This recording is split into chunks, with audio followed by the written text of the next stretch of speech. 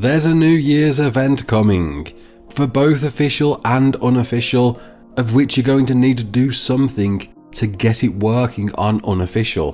With a quick update about what we know about the PS5 Enhancement Upgrade, as well as a rundown on all of the ARK animated TV series news. You're right kids, it's Raasclark, and I hope you had a great Christmas, and now looking forward to New Year's Eve as there's a very special event going down. Before we begin, don't forget to hit that like button, a bit of a sub, a bit of a share, and let's get into it. So amazingly, when we all broke up for Christmas and expected that was it until the new year, Wildcard dropped a post to let us know that there's going to be a New Year's event, throwing out a holiday treat on New Year's Eve in some form of mini event for an event, Eventception as they quoted on Twitter.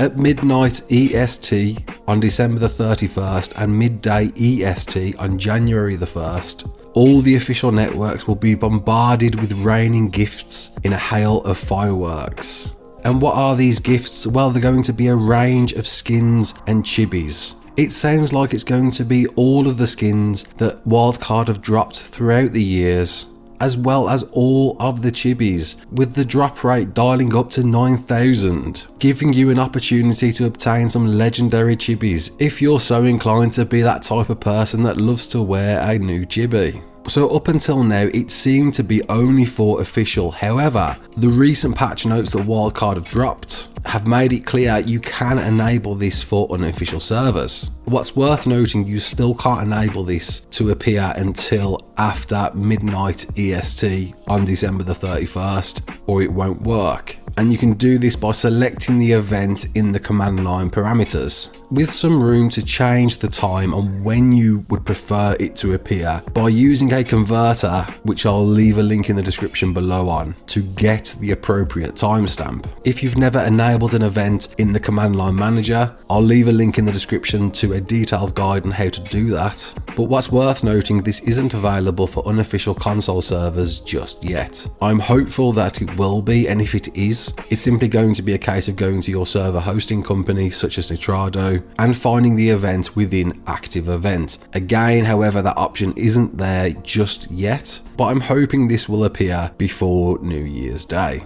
As for how the event is going to work, we don't quite know that. However, we can reference the New Year's events they did way back in 2015, where there was a giant 2016 ball coming down from the skies, which then exploded into a range of fireworks. And I'm expecting something similar that will explode and offer all of these skins and chibis and offer an opportunity for everyone to congregate around and celebrate New Year's Eve in style.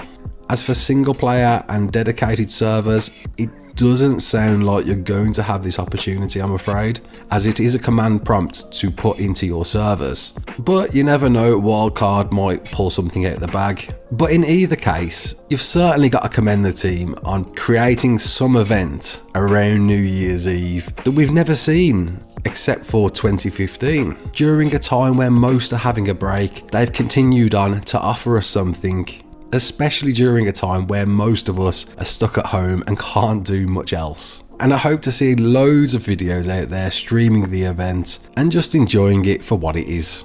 Jumping on the PS5 Enhancement Upgrade, if you didn't catch my video I released last month about the devs confirming that PS5 is going to get the enhancement upgrade that Xbox Series X has, where they detailed it's not going to be exactly the same as the Xbox Enhancement Upgrade, but it is coming and should have been this month in December. Last we heard, Senior Product Manager Jat replied to me personally detailing that they were targeting to get it on the platform for December. We know it hasn't dropped yet, and I think at this point, with only a few days left of December, that window's been missed, but at least we know it's coming. I'm assuming now we're going to be looking at sometime next month for all of those cool visual upgrades, but more importantly, that tether distance issue that I know nobody wants anymore, and soon enough nobody will have.